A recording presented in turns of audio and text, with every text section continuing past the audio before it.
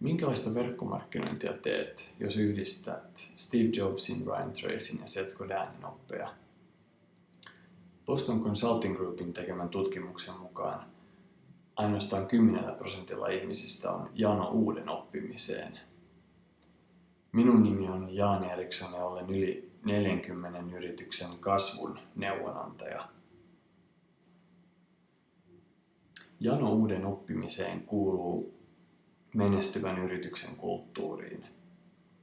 Minä voin suositella muun muassa seuraavia kirjoja: Walter Isaacsonin Steve Jobs, Brian Tracyn The Psychology of Selling, Seth Godinin All Marketers Tell Stories.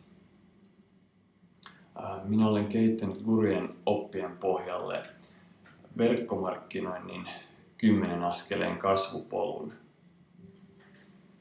Tämän polun ensimmäinen askel on kohderyhmäsuunnittelu, jossa me fokusoidaan asiakkaidemme markkinointi 4. Kerron tästä lisää seuraavassa blogissa.